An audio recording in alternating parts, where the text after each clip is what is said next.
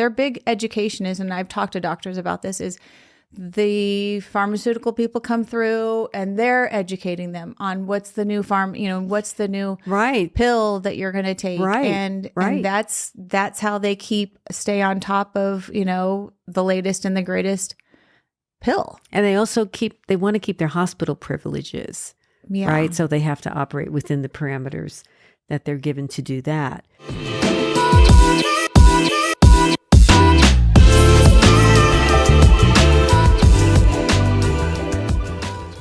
So, Esta, at first I really want to thank you for taking the time out of your busy schedule, your touring, your books, the writing of your books. Yeah. And thank you for being here. Dr. AJ had, I love him, by the way. He is so great. Yeah. Dr. AJ was on the show a week ago, and has a clinic here, Copper Rock Clinic. And he has a lot of patients, a lot of people, clients that he sees and helps. Yeah. And he only said one name. And he said, if you have another spot on your show, you should consider Esta, because she's doing great things. She's doing amazing things, and she's helping people. And she's got this fitness program over 50. And I'm like, well, I'm in my 50s. So let's just not delay. Tell me about Esta. Well, first of all, thank you for having me. And Copper Rock Clinic and Dr. AJ, they are the best. So just want to let you know that. But so I have been clinically obese 5 times in my adult life. Wow. And it was an ongoing battle because I'm the product of 2 clinically obese parents. And my dad lost 100, gained 100, lost 100, and he died young. He died at the age of 58. And so it was a battle. And, as we were discussing, everybody has a drug of choice, and food became my comfort. And so I didn't do the 100-pound thing, though. I did 50, 55, 60, and then back down. So that I was in corporate America. So that was my story. And I sat for a living. Yeah. And I was at the same company for 30 years. And I loved my food. And I hated the movement. I just hated exercise. But I knew I didn't want to be like them. And so I walked into I tried, by the way, over and over to get that weight off. And I would do it. And then, the routine, when you're addicted, it comes back and you do it again and so on and so forth. And then I started to take the paths of least resistance. So I walked into a plastic surgeon's office and I said, I really want you to suck this out. And he said, I would, but you're too big. Now, you've got a problem when a plastic surgeon who could make thousands of dollars from a procedure sends you home. He says, I want you to lose.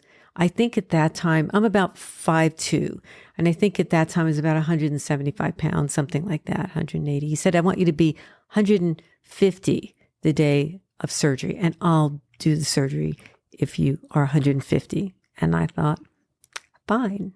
So I took Fen-Phen. I don't know if you remember Fen-Phen. Yeah. Mm-hmm. Yeah. And that was 20 years ago. Oh, yeah. Mm-hmm. Right. Or even more. Maybe. It's banned now, yeah, right? Well, it was phentermine and fenfluramine, and the fenfluramine is banned. The phentermine is still out there. So it was an upper and a downer, right? So it was an upper and a downer. And a downer, right. So you took one in the morning, and then that brought you up, and then the other one put you to sleep. But they found that the fenfluramine was causing heart issues. Which one was that? The upper or the downer? That was the downer. Okay. I believe. Yeah, the downer. And so I thought, it's so interesting when you have a skewed sense of thought, and my reaction was, wow, I'm glad I was able to take it and that I found it when I did. I know. Not, I might have a heart attack. My ex and I, we had they had multiple different kind. And I remember we had, and we lost some good weight on that stuff. I know. And now and then 5 years later when you couldn't get it, and I was like, oh, we were just lucky. I thought it was a miracle drug at the time. But, and so I did lose the weight and I did have the surgical procedure. But I did know in my heart of hearts somehow that the Fen-Phen was not my ticket long term. Mm-hmm. So I marched then into this chiropractor's office who had a weight loss program. And I went on his little program and he said, I have a friend who was trainer to the stars and he's willing to do a session for you. And I said, if he was trainer to the stars, then I'm not going because it's going to be too expensive. You know? What's the catch? Yeah. What's the catch? Yeah. And so, but I went, because I thought, well, I'm not paying anything for this consultation. And I was born and raised in New York City in the housing projects, and I know how to say no. So I thought, let's go see. I'll give him a minute or two. Yeah. So I went, and it was very interesting because his undergrad degree was in exercise physiology, but his master's and doctorate were in psychology. And so while he was working out your body, he was up in your head. And I knew in my heart that he was different. So I said, what year was this? Oh my Lord. It had to be, well, I've been in my industry for 20 years. So it had to be maybe 25 or more than that years ago. Okay. So I said, I'm very interested in your services. Can you tell me your fee? And he said, why don't you come back? So I was a little skeptical, but okay. So I went home and I looked him up, and indeed he had trained famous people whose names you'd recognize. And why was he coming after you? Because he wasn't doing that any longer. Okay. He wasn't, through a series of events, he wasn't doing that, but he was training at a tennis club, a local tennis club, and it was an expensive tennis club. So I went back and I went through the same process, and he did it one more time. He said, why don't you come back? And then I was aggravated. It's like, yeah, tell me what you cost so I know. And he was pretty expensive at the time. I think at that time, and we're talking 25 or more years ago, it was maybe $85 an hour or something back then. He wouldn't see you less than twice a week, and you had to join the tennis club. Which was probably even more than the 85. Yeah. So, and I did it, and I immediately had buyer's remorse. Now I was working, I was making good money. There was no reason why. You're like, he got me. He tricked me. And I was also that little New York City housing project mentality, I'm not going to do this. So I did it. And I thought, okay, I'm not going to pay for this out of household money. I'm going to find a way to pay for this. So I learned how to sell things on eBay. Okay. And I would go to Ross and Marshalls and TJ Maxx, and I would buy stuff off the racks, sell it on eBay. And if I didn't sell it, I returned it. Oh my gosh, that's awesome. And that is how I paid for that man for 2.5 years. Wow. And he was the one that said to me, it's time for you to pay it forward. And I said, what? He said, you would be so great at this. I want you to go back to school. I mean, I'd worked for the same company in information systems. I was with the same company for 30 years. I'm 69 years old. So, I mean, I had been in corporate for a while. At that time, you were 69? No, I'm 69 now. Yes, I was going to say, wait. No, I'm 69 now. So, so. He suggested that you go back to school. Uh-huh. And so I thought, well, I'm not going to go for a full-blown degree. I'm going to get credentialed to see if I can even do this, if I'm even capable, because I was corporate. I was not entrepreneur or any of that. It was a total flip side. Total flip side. So I did. I was working very full. I was working. You were skeptical to even join the program, and then through it, he suggested you go to school, and you did. I did. And I got my first credential. I was still working very full-time in the corporate arena. But truth be told, I loved the people I worked with, but I didn't love what I did, So I thought, I'm going to try this. And so I started out in my home with my friends, and I got busy very quickly. Doing what? I'm working, really providing people with customized solutions to health and wellness. And it's so much different now than it is then. Now I'm medical fitness. So I mean, that was over 20 years ago. So I have so many more credentials since then. Okay. But, you kept going. I just kept going, and I was still working. I must have been out of my mind. When I look back, I think, oh my gosh, I was working 50, 60 hours a week, just 20 in fitness and 40 or more. It was nuts. So you were fit though. You had energy like you'd probably never had before. But that's kind of a radical way to get fit, don't you think? Well, yes. So I rented a room in a chiropractic facility, learned a lot there. And then after that, leased a space and opened a gym. And then What kind of gym? It's really primarily women over 50, but I have to say there were some brave men who ventured in. But it was really a day spa gym. I had 12 practitioners. So we had everything from esthetician services to assisted stretching, nurse practitioner. We had everything. This was in California. Wow. And I operated for 15 years until COVID. Wow. What was the name of your... It's called My Health Studio. I still have the name, and I'm actually looking for a brick and mortar here so I can open a small studio again. Nothing the size of what I did before. Where in California?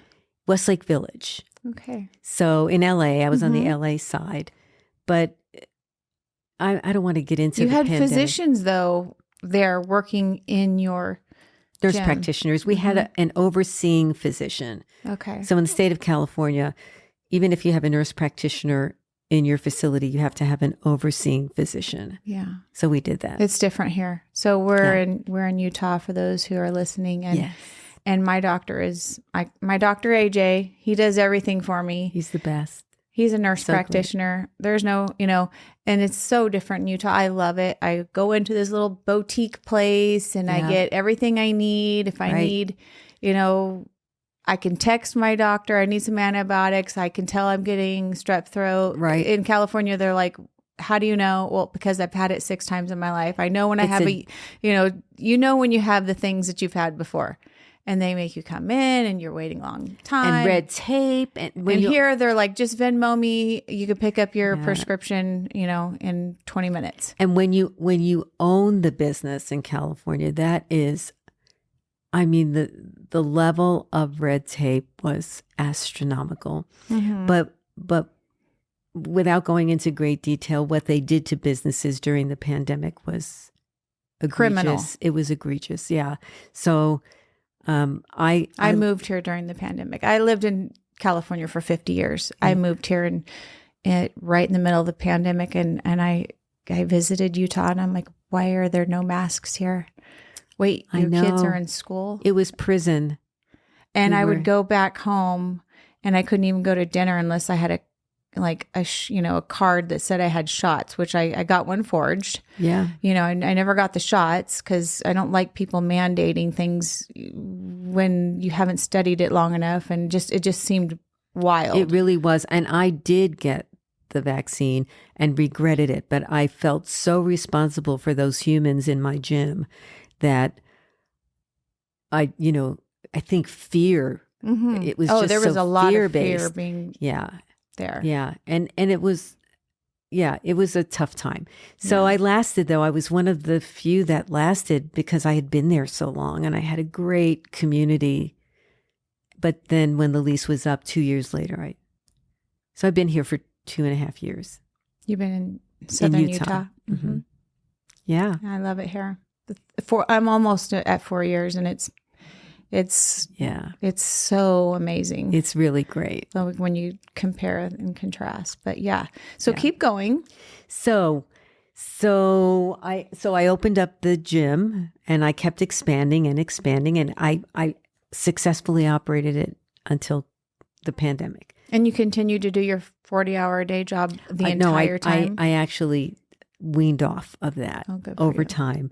I hit my 30-year mark with them, and then I did consulting for them. So then it sort of did a flip-flop.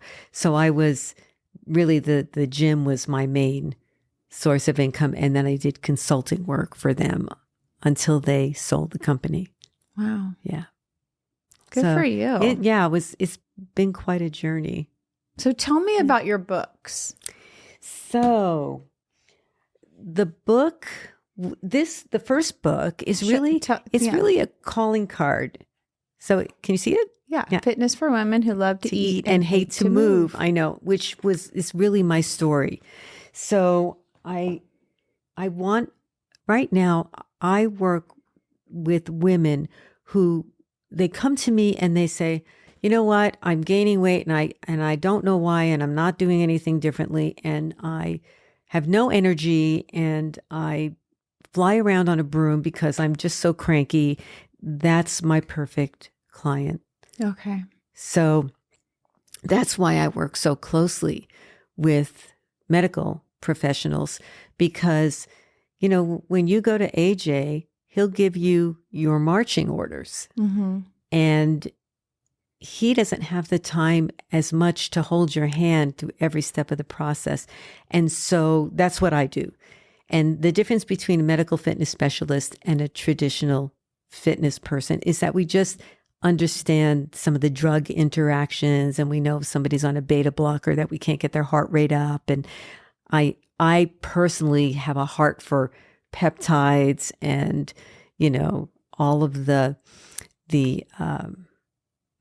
hormone replacement therapies and everything that helps us to stay vital and energetic and young. Yeah. Our ATP, our mitochondria, all of that. Yeah. Our hormones. As we age, you deplete in so many ways, and it just starts working against us.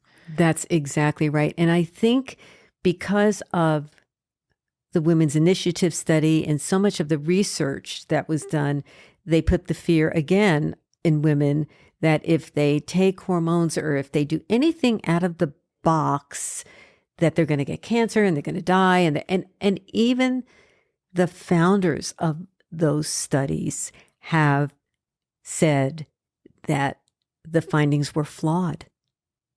Wow. I mean, and even think about food. Think about what we were taught. We were taught low fat, and low fat's not good. So it has to be low carbs, and low carbs not good. So now we're doing keto. Right. There are two schools of people that come to see me. The first group is, they're just like me. They know what to do, but they need adult supervision. They just don't accountability. Do it. That's me. Okay. That's the first group that comes to see me. The second group is so completely confused by the plethora of information in the universe. They truly don't know what to do. Right. And so, that's and you the could second take group. two of those people, and it could be a totally different plan. It's exactly right. And when they come in, the first thing I say to them is, have you had, because it's primarily women with me. And if it's a man, it's an older man. So I'll say, have you had a deep dive blood workup? And have you had your hormones checked? If not, they go to AJ. If they want a woman, I also refer to another gal in town who's wonderful. So they'll go to her. And so I just refer out, and they in turn refer to me as a medical fitness specialist. So they release their information to you, and you can break it all down to them and say, okay, here's what we need to change. Here's what we need to add. Here's where you're, depleted in this or that. And that is the foundation. And I do the nutrition for them. Not only do I help them with their nutrition, I monitor their nutrition from the back end. So for the first 4 weeks, they have to log their food, and I go into the back end and check. And not for the purpose of scolding, but more for the purpose of saying, have you thought about swapping this out for that? Right, because it's not about depriving our bodies. It's about replacing it with stuff that will serve our bodies. Right, exactly.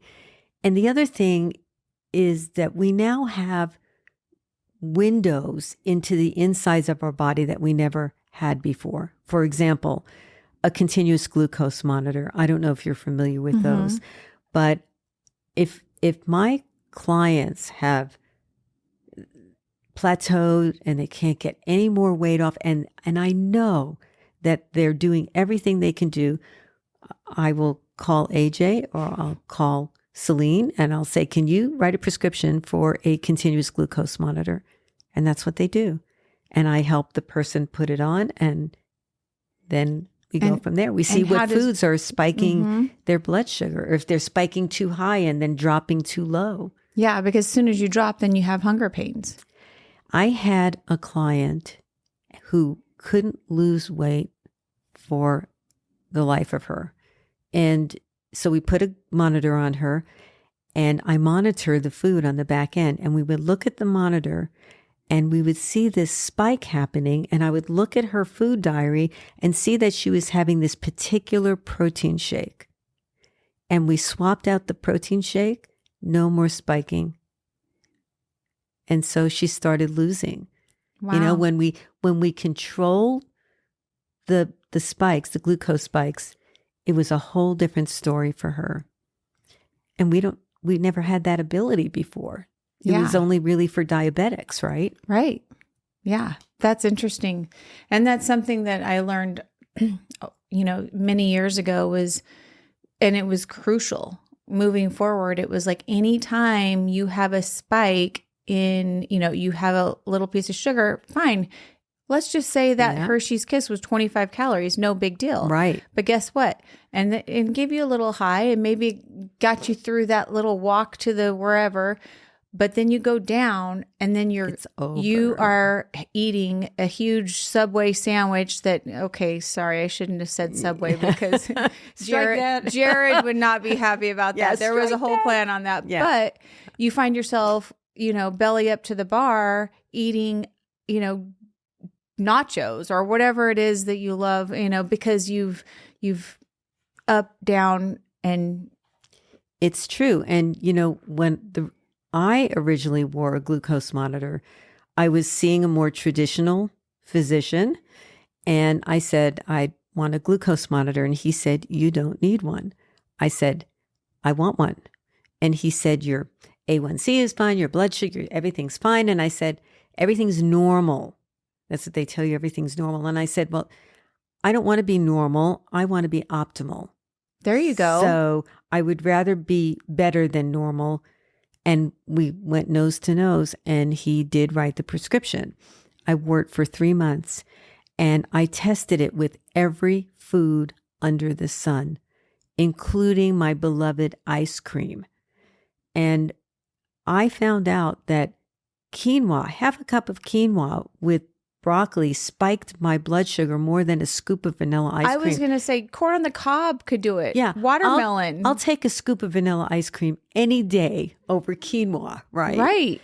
So you just don't know. And each person's body is different. Wow. And then I read a book called The Glucose Goddess. Very good book.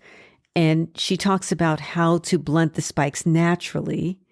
So I learned all of those things and started teaching all of those things to my clients. And then, and now with the tirzepatide and semaglutide and all of those GLP-1 agonists, those are miraculous. And I know that a lot of people go on those substances and they use it like they're pressing the easy button. Yeah. And you cannot use those meds that way. You must lift heavy weights. You must prioritize protein. you have to do all of the things that you would have to do anyway, but they are godsends for some people. For some people. Oh, absolutely. And now they're studying the tirzepatide for neurological issues like Parkinson's and dementia, and it's miraculous. Yeah, I've heard that. I've been keeping an eye on the research, and I've been hearing that there's a correlation with the Alzheimer's. And unbelievable. So if you looked up type 3 diabetes on Google, if you just Google it, it's going to come up with those neurological issues. Yeah. So that's why I tell my clients, minimize the sugar. So 25 grams a day for women, 35 grams a day for men. And I make it easy. There were easy ways to do that. But if there are other foods that spike your glucose that way, those GLP-1 agonists level out the glucose. They don't make it too low, but they level it out. I don't know if AJ spoke anything about those. I've researched them and metformin back before that. Yes, that right, would, metformin. Keep the sugar. It wouldn't enter, the bloodstream. So you could you could consume glucose, sugar, right? But it would bypass, so you wouldn't get that spike. Right. And that was also for diabetics. Yeah. And people, I played around with it to try and lose weight, but boy, you have to ease in on that and ease off because I know it affects you. Yeah. And I am not a doctor, so I would never tell anybody but medical professionals are, and I think people that, I don't know how much of this I should say, but I think that there are ways to use these, tools. Tools, good word, tools, that are off label. And so you can microdose some of those, with the help of a medical professional. You'd never do that by yourself, or I wouldn't recommend it. You don't want to, being obese. So, I love my Diet Coke. I'm not going to lie. I quit drinking it. I've gone a year, 2 year here and there, gone on the Zevia or, whatever. Right. But people would say Diet Coke is so bad for you. And I'm like, I have been 100 pounds heavier twice in my life. Oh my heaven. And so I say, and so is being obese. So which one am I going to go with? You know what? I'm not a purist either. Yeah. I think I just alluded to the fact that, my ice cream is my guilty pleasure.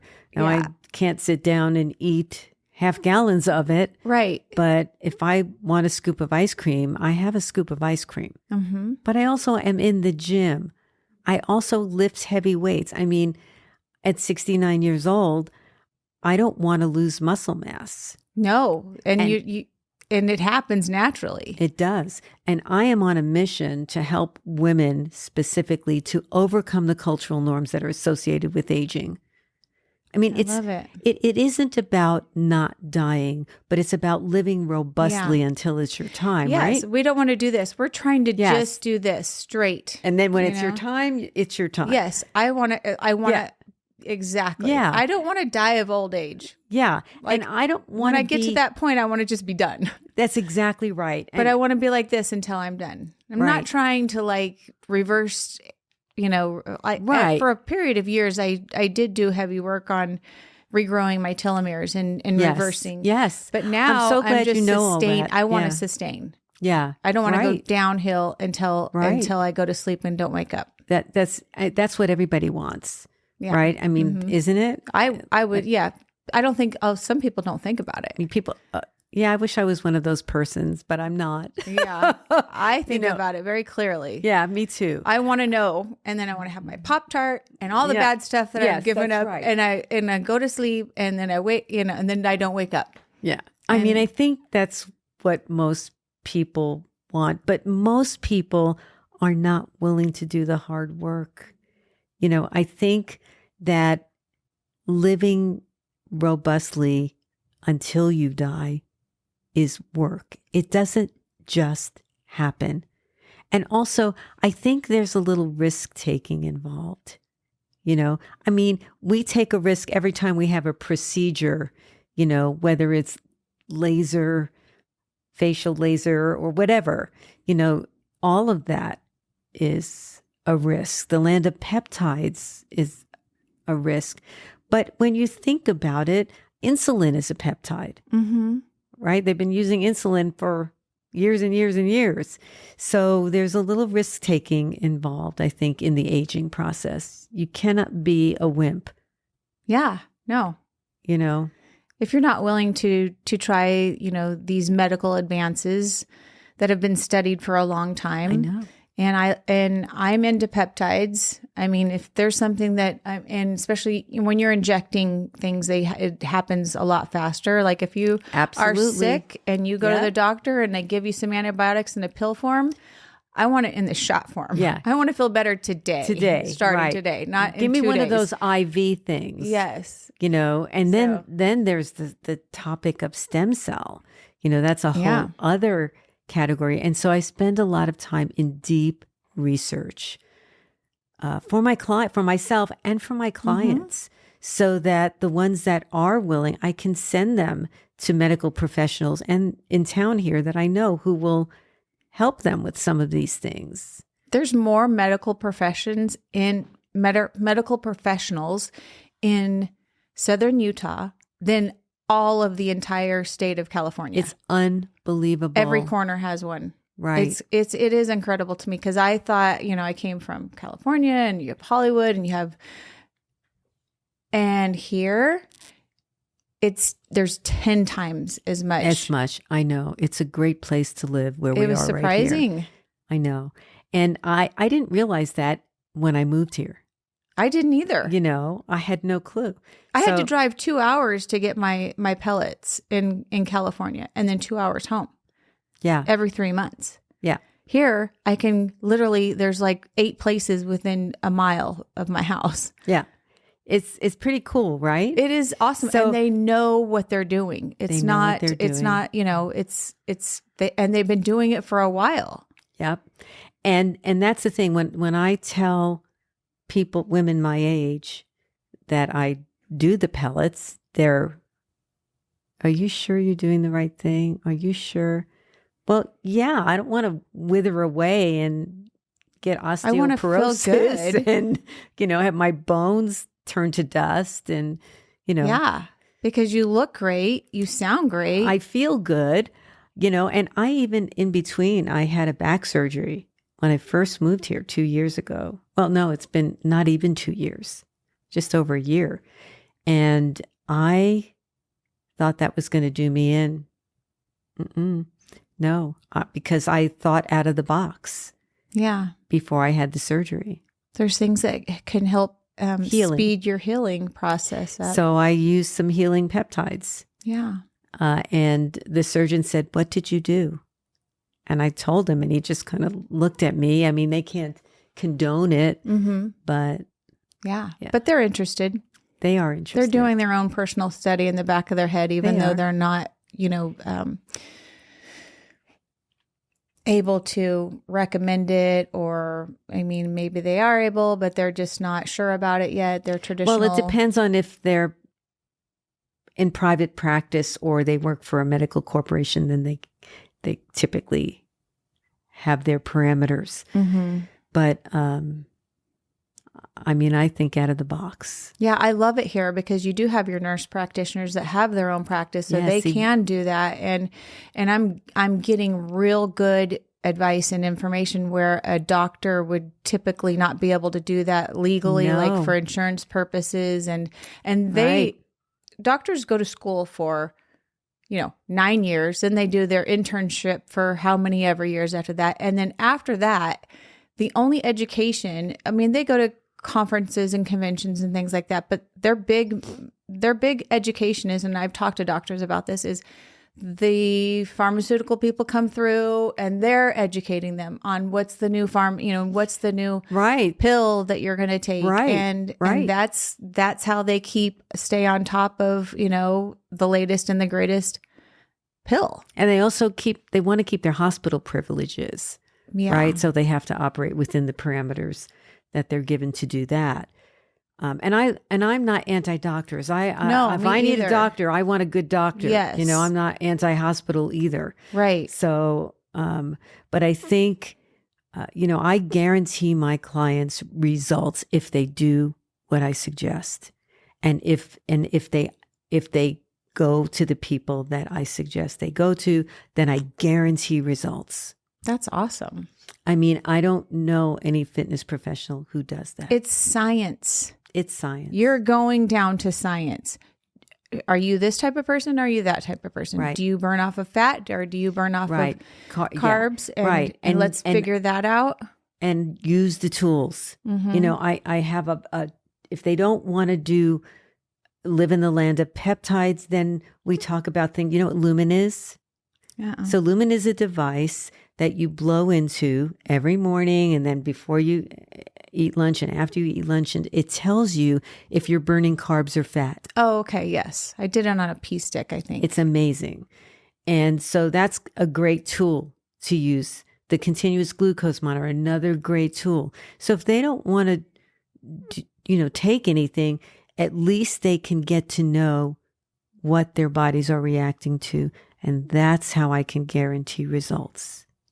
I love it. If they do what I recommend and use the tools that I recommend and stick with it. And you have people that you help, famous people? Well, not really movie stars. I mean, I'm not into that really. Excuse me. I travel around the United States and speak on stages for an organization right now called the eWomen Network. Okay. And they're international. And they've given me the capability to they're in just about every state. And I now can pretty much go to any state, call somebody and say, let's go out for coffee, Wow. But because you speak on this subject. I speak on that particular audience. They're mostly female, high producing female entrepreneurs and executives who do not take care of themselves. And so I talk about drawing the parallels between creating $1 million business and creating what is for you, your $1 million body. Okay. So that's pretty much what that audience hears from me. But it's all rock and roll, right? It's all the same approach. Great Olympians do not win the gold medal by themselves. Yeah. Right? They have teams of people that help them with everything. All the aspects of their life. Right. They help them with everything from the physicality of their sport to mental acuity, right? They help them with everything. And why shouldn't we? Yeah, right. Because how are you going to take care of your body and also build this $1 million business at the same time if you don't have those tools? I don't know what AJ knows. Right. He knows more than I do. So I work with people from whom I can learn and also that can help me to implement with my clients. Right. I mean, it's the reason why we have an accountant. We can't be an accountant and an attorney and a doctor. And I mean, show up and then an athlete at the same time. Right. And so we need to figure out how to check all the boxes, and you need help with that. Exactly. And so by traveling throughout the United States and are these breakout sessions in conferences and things like that? They're the full audience. So sometimes it's 50 people, which is great. Yeah. I mean, that has enabled me to do virtual coaching. Yeah. So now besides private in-person coaching, I do virtual coaching. And I do everything from nutrition to mindset to movement. Okay. So I do it all. And then, so the other book, what's next? This was, okay, so there's a gentleman whose name is Todd Durkin, and he is in the world of fitness trainers, he's a well-known fitness trainer who trains pro athletes like, Drew Brees and, the pro football players. And he was an early mentor of mine. And so he was doing this book and invited me to write a chapter for aging populations. And so I was honored because he actually wrote on the back of my book. Okay. And so this isn't the same mentor in the early days as with the tennis and that. No, okay, different. And so this was What's Next, Igniting Change and Impact in Health, Fitness, and Life Now. 28 of the world's top experts divulged their predictions about optimizing health, vitality, energy, and performance. And so I was honored to have been asked. So I have a chapter in here about aging. I love it. Yeah. I love it. And then I became a multiple sclerosis specialist. And in California, I was able to get grants for some of these MS clients who couldn't work any longer. And so that got picked up in Brain and Life magazine, which is a really prominent neurological magazine. Right. And so got written up in there. And so I have managed to I've been blessed, yes, to be able to expand into different areas.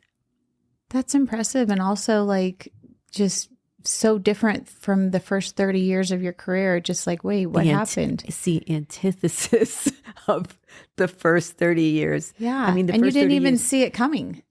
I would have, if you would have told me that I would end up in fitness, I would have laughed.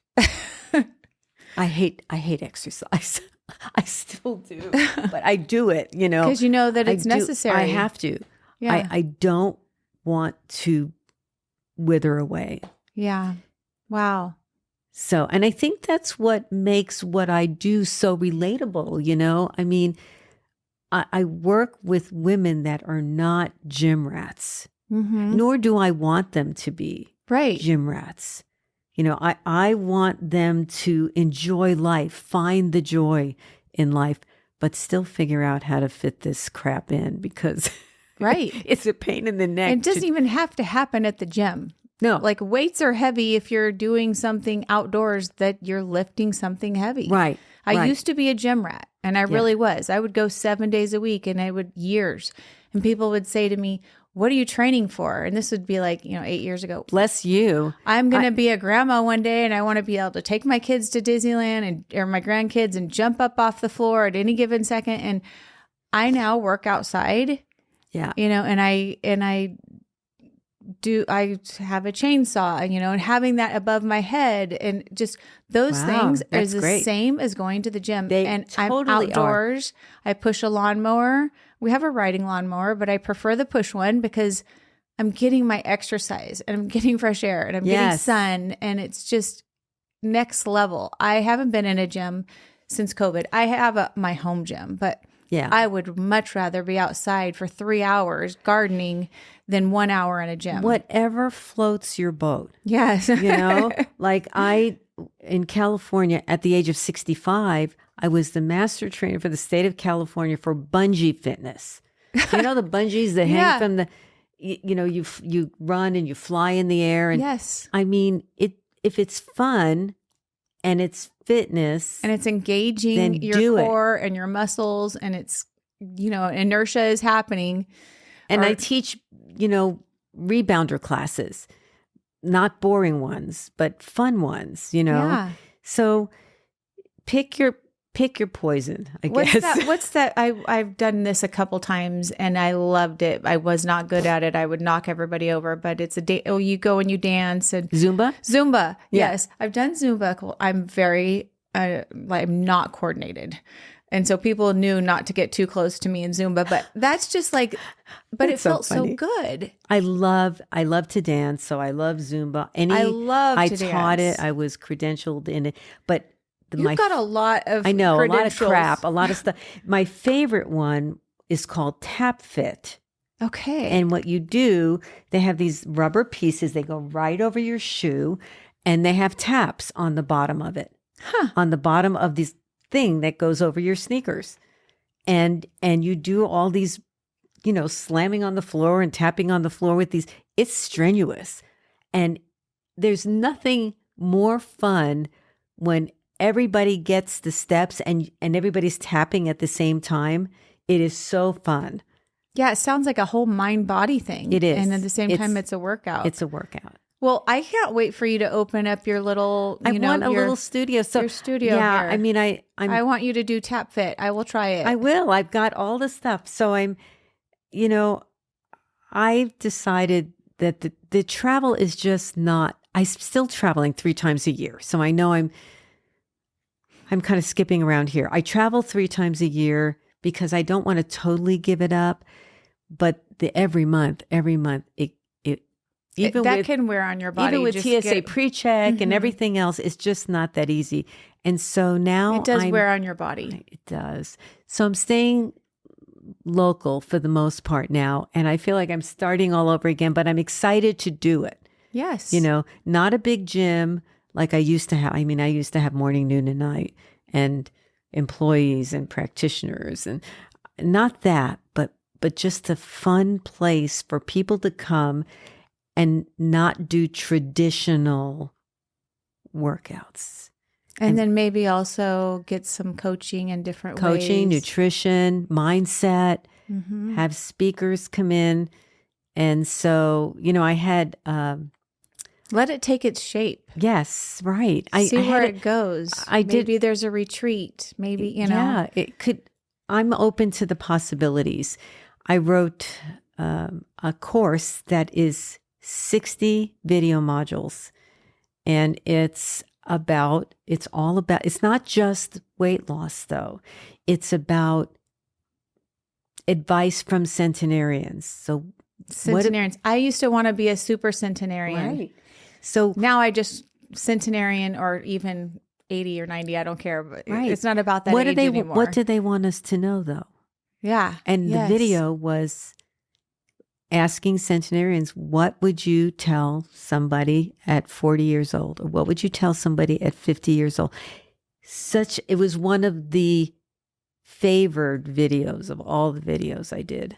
But I interviewed specialists. So I just recently did a webinar AJ was on, and we were able to ask him about hormones, and I can't even remember what we asked him, but so I in those 60 videos, I interviewed all different professions. Where can we find that?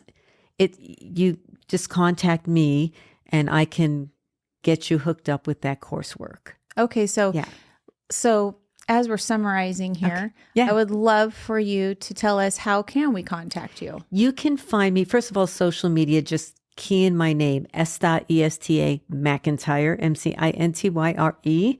And you can find me on Instagram, Facebook, LinkedIn. You can find me all over the place. We'll have all of those in the comments. In the links. And you can find my books on Amazon. So Fitness for Women Who Love to Eat and Hate to Move. Or you could just key in my name. And also, for your listeners, if they go to estamcintyre.com/Esta's offers, Esta's-offers, and we can put that in the notes, right? Yeah. There is a free handout that they can get that is staying strong and sexy at any age. So, and that's free. They can also contact me if they want to just chat with me. There's a chat with Esta down at the bottom.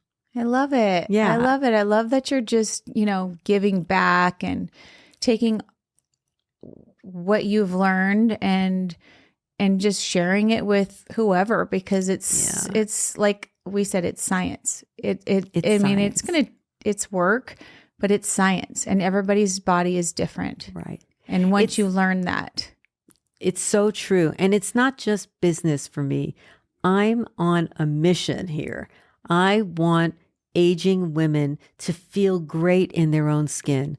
I want them to overcome the cultural norms associated with aging.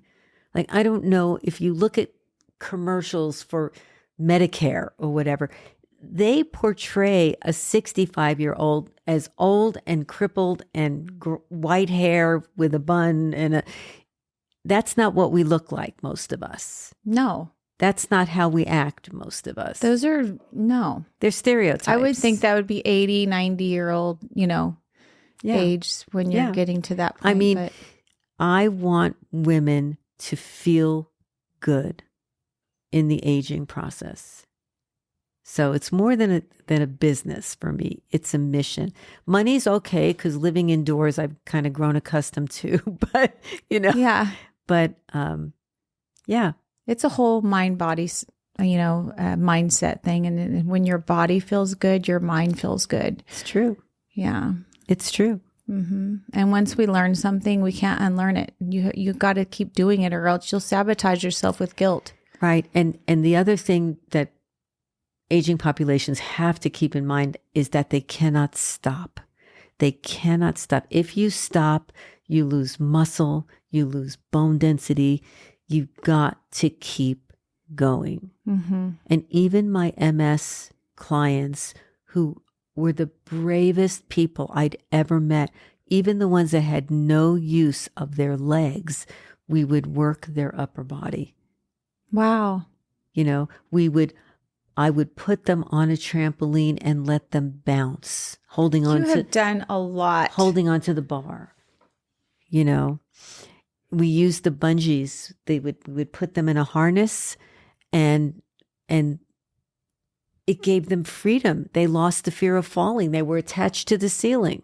You've got to be part of a lot of aha moments for people, I'm sure. I pray so. Yeah. I pray so. I whatever the legacy is when we go, we want to have made a positive impression on the lives of other people. That's my mission. So thank you for doing that. I have had some people in my life like that, and I'll tell you that it could be the difference of a happy life and quite the opposite. So just know that the impression that you're having on people, the impact, I'm almost positive has just changed lives. I feel blessed. Yeah. I'm excited to be able to make a difference in the lives of other people, but I feel the blessing from it. Like, I feel that I'm the one who's grateful. For every life that you change and educate and change, they could be changing 5 more lives. And those 5 people could be changing, you know what I mean? And so it could just have this huge impact. Wouldn't it be great if that's how the world worked? Really? Yeah. That's how the world should work. Mm-hmm. Right? Making a difference. Each person touching another life. So it sounds corny when you say it, but it's true. I worked somewhere, and Josh Storr was the owner of this company, and we had leadership meetings every Thursday, and he said, I want my we were teachers at a gym. This was a large gym. We had 1,400 kids come through every week. Oh, wow. And so I was on staff, and the leaders, they were, I wouldn't say that he said you're required to come, but he had a leadership meeting every Thursday. And then he was a counselor too, a licensed counselor. And so he's like, we're going to change the world. I mean, his mission was so grand. Wow. And at the time I was like, this is like, and I remember asking the office manager, how are we going to change the world? This seems like a big mission. Yeah. Because we're going to change one life, and that one life is going to change one life. And when you have 1,400 kids coming through, they wanted the program leaders to be leaders for those 1,400 kids every week. And those 1,400 kids could go out, and the wave, could just have a huge impact. And I got so many young girls jobs there that after that, and they started making a difference in people's lives, and it just kept going, right? It's so true. Yeah. It was cool. The community that we had at the gym in California still reaches out to me and says, there will never be another gym like that. And it touches my heart because you don't know if it's not always revealed to you immediately whether or not you're having an impact. Right. And so it is a serendipity to find out that you indeed did. On my drive over here tonight, I called Teresa. She's the office manager at that gym still. And I said, Teresa, you have got to put me in touch with Josh. I have one more slot. I don't know if I'm going to continue the show. I'd love to. I don't know yet, but I want him on the show because he needs to know the impact he had on me, which in turn had an impact on my kids and now my grandkids. Wow. I mean, if it wasn't for him, honestly, I would not be who I am today. So true. And I don't even think he realized that he was helping me as much as he was. But, you know, and his goal was to help all these kids be led by leaders. And it was, the value there is just priceless. I hope you continue.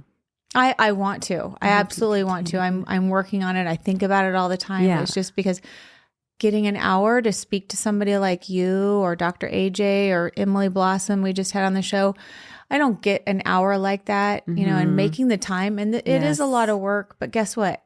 I every week feel like I grow through this show.